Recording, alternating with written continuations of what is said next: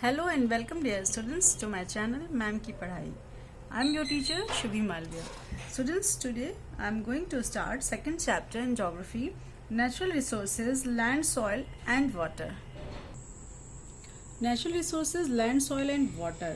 Natural resources वो होते हैं जो नेचर के थ्रू हमको संसाधन मिलते हैं. इनमें तीन मेन है हमारे: लैंड, सॉइल और water. Land, soil and water are important natural resources. ये हमारे लिए सबसे इम्पॉर्टेंट रिसोर्सेज हैं. Support human beings, animals and plants. और यही हमको सपोर्ट सबसे ज़्यादा करते हैं, और एनिमल्स को भी और प्लांट्स को भी. तो let's start land resources. Land covers about 29% of the total surface area of the earth. पूरे पृथ्वी पे अगर देखा जाए तो लैंड सिर्फ 29% है और बाकी पूरी जगह पर पानी है. It is the most important gift of nature. और ये सबसे इम्पॉर्टेंट चीज़ जो नेचर ने यानी प्रकृति ने हमको दिया है वो है. Human beings meet most of their needs from it. और मनुष्यों को बहुत सी चीज़ें इसी से मिलती है. All parts of the land surface are not useful और हैबिटेबल. और सारे की सारी जितने भी जमीन है सब यूजफुल नहीं होती है, न ही रहने योग्य होती है. Therefore the distribution of population is highly uneven. और इसी वजह से जो जनसंख्या होती है वो अलग अलग जगहों पे अलग अलग होती है. सब जगह एक बराबर जनसंख्या नहीं रहती है. About 90% of the world's population occupies only 30% of the land area. Population का ज्यादातर हिस्सा यानी कि जितने भी लोग पृथ्वी पर रह रहे हैं उसका 30% एक जैसे एरिया पर रहता है. मतलब ज्यादातर उस जगह पर रहता है और बाकी सब अलग. The areas which have steep slopes, marshlands, deserts with extreme hot और cold climate and thick forest are generally uninhabited और स्पेसली पॉपुलेटेड. वो एरिया जहाँ पर ढाल होती हैं, दलदल होती है, रेगिस्तान होते हैं, बहुत ज़्यादा गर्मी, बहुत ज़्यादा ठंडक होती है, बहुत घने जंगल होते हैं, उन जगह पर लोग बहुत कम रहते हैं. Plains and river valleys which have suitable climatic conditions and offer favorable factors for farming and are densely populated.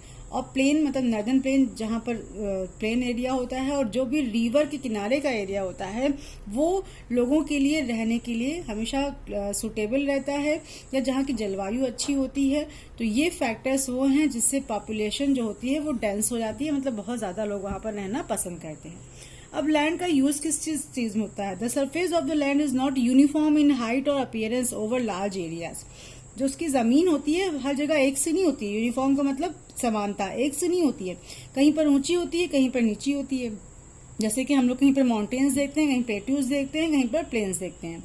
Land forms not only vary in size and shape from place to place, they also change with the passage of time. Land form जो होते हैं यानी जो जमीन होती है वो size में ही छोटी बड़ी नहीं होती है, साथ ही साथ में समय के साथ साथ उसमें चेंजेस भी आते रहते हैं. जैसे कि कभी कभी क्या होता है, हम लोग अर्थक्वेक यानी कि भूकंप आता है तो उस जगह की लैंड फिर बदल जाती है, अजीब सी हो जाती है. वोल्केनो के कारण जो हमारे ज्वालामुखी होते हैं, या कहीं पर बाढ़ आ गई उसकी वजह से जो लैंड होती है पहले कुछ रहती है, बाद में कुछ हो जाती है. Land is used for various purposes such agriculture, grazing, animals, forestry and settlements, houses, roads and setting up of industries and mining.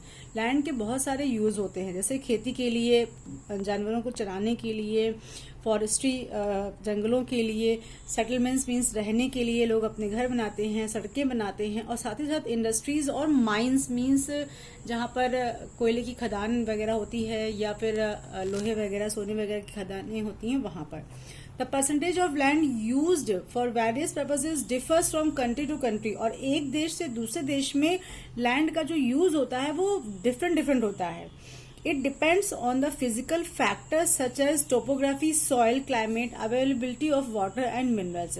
और ये निर्भर करता है कि वहाँ की सतह कैसी है, जमीन कैसी है, वहाँ की जलवायु कैसी है, और वहाँ पर पास में वाटर मिल रहा है कि नहीं मिल रहा है, मिनरल्स मिल रहा है कि नहीं मिल रहा है. इसी पर डिपेंड होता है कि वहाँ पर लोग कैसे रह रहे हैं या कितना ज्यादा लैंड के पास में रह रहे हैं. It can also be modified by the construction of new roads and railways. और लैंड को मॉडिफाई किया जा सकता है अगर वहां पर नया सड़कें बनाई जाए या रेलवेज बनाया जाए. The total amount of land available on the earth surface is limited. अब जो आप सभी जानते हैं कि लैंड जो है वो हमारे अर्थ पर, पृथ्वी पर लिमिटेड है, वो बढ़ नहीं सकती. However, the number of people and their demands are increasing. लेकिन लोग बढ़ रहे हैं, उनकी डिमांड बढ़ रही है. Thus, to get the maximum benefits from land, we should prepare plan of land use. इसलिए हमको लैंड को से अधिक बेनिफिट प्राप्त करने के लिए, लाभ प्राप्त करने के लिए उसको प्लान करके यूज करना चाहिए। प्लान करने में क्या चीज दिमाग में आना चाहिए? Nature and quality of land, कि इसकी जो क्वालिटी है वो कैसी होनी चाहिए, और नीड ऑफ द कम्युनिटी, और इंसान को कितनी उसकी आवश्यकता है उसी के हिसाब से हमें उसे यूज करना चाहिए। Improper use of land such as burning forest to make provisions for farms can create problems. और जब लोग फॉरेस्ट को जला देते हैं या ढंग से लैंड को, जमीन को यूज नहीं करते हैं, तो ऐसी कंडीशन में जो फॉर्म्स होता है वो उसके लिए खेतों के लिए बहुत ही प्रॉब्लम क्रिएट हो जाती है। India is a vast country with a large population. Bharat में बहुत ज्यादा पॉपुलेशन है। Land is needed to produce food crops for human beings and raw materials for industries. और लैंड का यूज यहाँ पर फूड की क्रॉप्स को उगाने के लिए और साथ ही साथ में इंडस्ट्रीज में मटेरियल्स के लिए जो रॉ मटेरियल चाहिए होता है उसके लिए होता है। All type of land can not be cultivated, लेकिन हर तरह की लैंड में कल्टिवेशन यानी कि खेती नहीं हो सकती। The cultivation of land depends upon, अब जो कल्टिवेशन होता है, कल्टिवेशन मतलब खेती भी, वो भी डिफरेंट टाइप जगह पर डिफरेंट एरिया के हिसाब से होता है। रिलीफ मतलब कि कोई उबड़ खाबड़ एरिया है, प्लेन एरिया है, कैसा है, उसको देखकर उस हिसाब से कम ज्यादा खेती होती है। फर्टिलिटी ऑफ सॉइल, कोई जगह है वो बहुत ज्यादा फर्टाइल है, बहुत उपजाऊ है, कोई जगह है वहां बिल्कुल भी फर्टिलिटी नहीं है, तो वहां पे कम होगी, यहाँ पे ज्यादा। अवेलेबिलिटी ऑफ वाटर, जिस जगह पर पानी ज्यादा अवेलेबल होता है वहां पर लोग ज्यादा रहना पसंद करते हैं और वो लैंड ज्यादा यूज होती है। नीड्स ऑफ द पीपल, और जब लोगों की ज्यादा जरूरत होती है तो लैंड का उतना ही ज्यादा यूज होता है। तो यही हमारी नीड है और हमारे इसी के हिसाब से लोग लैंड यूज करते हैं।